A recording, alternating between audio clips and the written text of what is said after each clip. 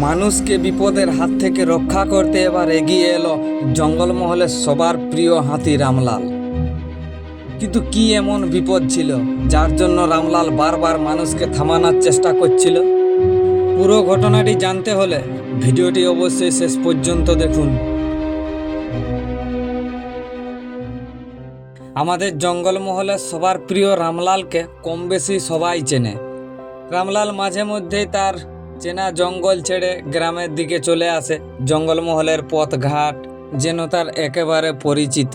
তাই যখন তার ইচ্ছে হয় বাবু নিজের ফুরফুরে মেজাজে গ্রামের দিকে বা ছোটোখাটো বাজারের দিকে চলে আসে দিনের বেলাতেই, এবং শান্তভাবে সে ওই এলাকা ঘোরাঘুরি করার পর বাবু নিজের ফুরফুরে মেজাজে মনের আনন্দে জঙ্গলের দিকে চলে যায়।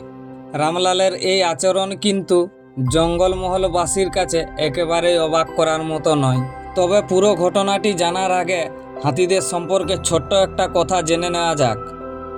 হাতি শুধু বিশালাকার প্রাণী নয়, তারা পৃথিবীর অন্যতম বুদ্ধিমান ও অনুভূতিশীল প্রাণী। তাদের অসাধারণ স্মৃতিশক্তি রয়েছে। বহু বছর পরেও তারা পরিচিত মানুষ, জায়গা কিংবা পথ চিনে রাখতে পারে। শুধু তাই নয়, বিপদের সময়ে নিজেদের মধ্যে সংকেতের মাধ্যমে একে অপরকে সতর্কও করতে পারে। তো কি হয়েছিল সেই দিন? বাঁকুড়ার পাবুয়ার জঙ্গলে। সেই সময় ওই জঙ্গলে প্রায় 70টির মতন হাতি ছিল। বন দপ্তরের পক্ষ থেকে হাতিদের রাখার জন্য সেখানে সোলার ফেন্সিংয়ের ব্যবস্থা করেছিল, এবং সেখানে নিয়মিত হাতিদের খাবার দেওয়া থেকে শুরু করে দেখাশোনার ব্যবস্থাও করত।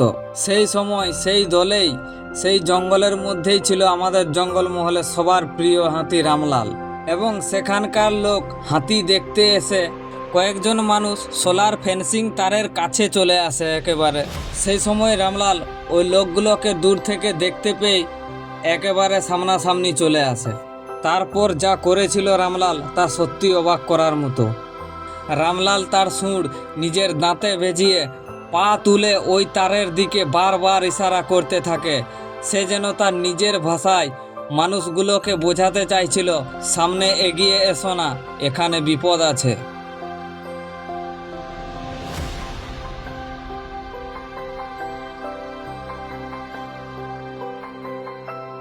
সে শুধু ইশারা করেই থেমে যায়নি, আরও এক পা এগিয়ে এসে সুঁড় দিয়ে মাটিতে দাগ কেটে দেয়, যেন পরিষ্কার করে বুঝিয়ে দিল, এই সীমানা রেখার সামনাসামনি কেউ আসার চেষ্টা করিবেন না, এখানে বিপদ আছে।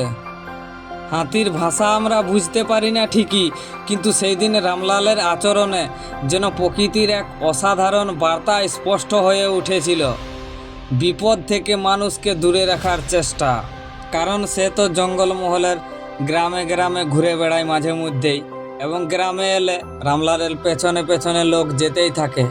তাই রামলালের সঙ্গে মানুষের এই দীর্ঘদিনের পরিচয় থেকেই যে রামলাল অনেক কিছুই বুঝতে পারে সেটা তো বলাই যায়। সেই দিন হয়তো রামলাল ভেবেছিল এই মানুষগুলো তাকে দেখতে দেখতে জঙ্গলের দিকে এগিয়ে আসতে পারে, আর সেখানেই কোনো বিপদ ঘটে যেতে পারে।